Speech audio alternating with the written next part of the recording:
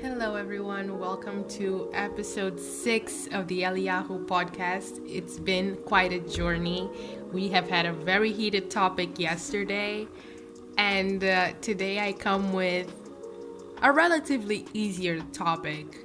We're going to be talking about Mona Lisa and what she has to do with the Bible. So, if you live in the bottom of the sea and you don't know what Mona Lisa is this painting that Leonardo da Vinci did in the Renaissance era. And why it's so awesome, in my opinion, like there's a lot of awesomeness behind the whole thing, like the layering of the paint, and wow, it's a whole thing. But some people say that there's like code words and the expression of someone who knows something, like that little smirk of hers, the enigmatic smile of Mona Lisa. You can Google it and see all of the things that are in there. But another thing that calls a lot of people into the art piece of Mona Lisa is that there's an optical illusion there where you move around and it looks like her eyes are following you in every direction you go. And that's really, really cool. I once went to this art exhibit, this Renaissance art exhibit. It was so cool. And I got to see that effect because I couldn't actually notice it from looking at my phone or my laptop. But with the art piece there, it was so cool to look and see like, oh, why is she always looking at me? It was so cool. And I was reminiscing on that moment, and I remembered my favorite book in the Bible and my favorite verses in the Bible, and I was like,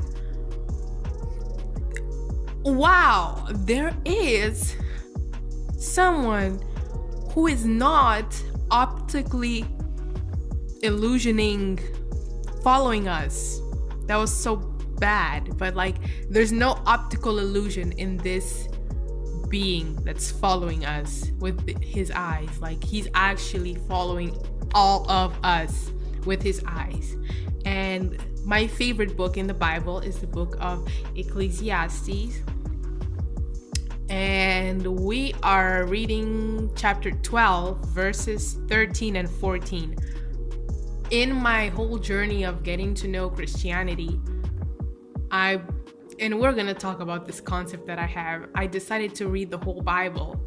And the thing is, from the whole Bible, my first favorite book was the book of Ecclesiastes, because so much wisdom there, and like if you read it and you understand it, it just saves you like a decade of completely useless things to try, And why these two verses are my favorite in the entire Bible is because they pretty much converted me to Christianity, Let's read Ecclesiastes chapter 12, verses 13 and 14. It says in the King James Version, "Let us hear the conclusion of the whole matter. Fear God and keep his commandments, for it is the whole duty of man.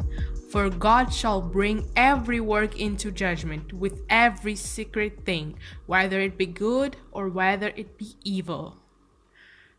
I love that because it's like there are accounts kept of every single thing that every single one has ever done in the history of our lives. And every single thing is literally being inspected. Even the things that no one knows, God knows. That's awesome for me because when I look at that, I'm like, wow, that's a really big commitment to, like, if you actually understand the whole part, it's like let us hear the conclusion of the whole matter. Fear God and keep his commandments, for it is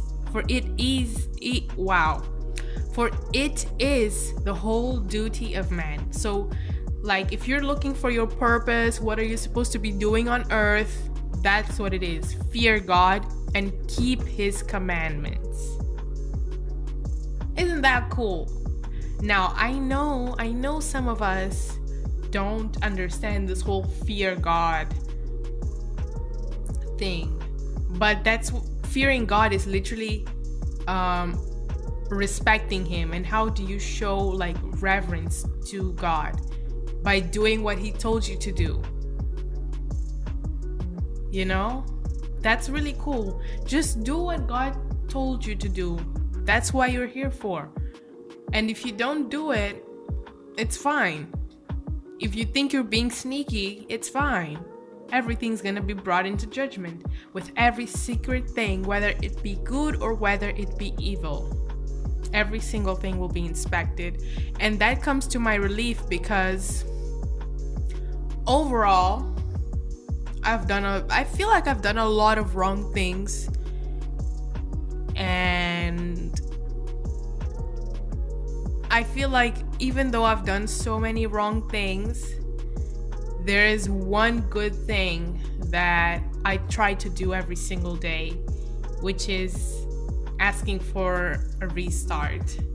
And how do you ask for a restart? How does that even count? Yes, it counts, because that's God's rule. He was like, if you sin and you ask for forgiveness and you actually repent, I'll forgive you. And that's the awesome part, because he can bring every work into judgment. But then if with every single evil work I've done comes the deep feeling of regret, that thing is just erased. Isn't that cool? I love the idea. I love the idea that there's literally God watching, because that also forces me to, not necessarily forcing, you know, but that brings this whole commitment of me being a better person, because the whole sum of the law is literally love God and love others as you love yourself, you know? So, oh my goodness, what have I done? Have I squeezed out? Oh, a little bit. Okay, so the idea of fearing God and keeping his commandments is pretty much be a good person and give reverence to God. And so he's watching if you're being a good person or not. And he's inspecting everything. And if you regret, it's in your favor. And if you call on the name of his son, it's to your favor.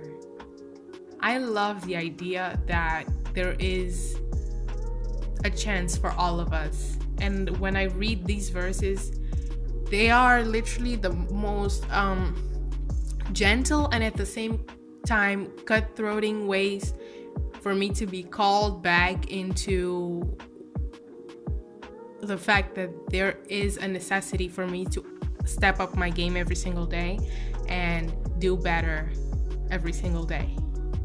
So I just wanted you to marinate on the idea of not only having a fun moment with Mona Lisa, but actually going through the idea of, okay, yeah, everything I did or everything I do is under inspection, but also I have the chance to erase the bad things that I do if I genuinely regret and commit to try my best to not do it again. That's really cool, and I hope you think it's cool as well and you give it a shot. And please pray for me. That's my only request. I don't even mind you not subscribing and not liking the video, but even if you give a dislike, please pray for me. And that's all, guys. I'll see you tomorrow. Goodbye.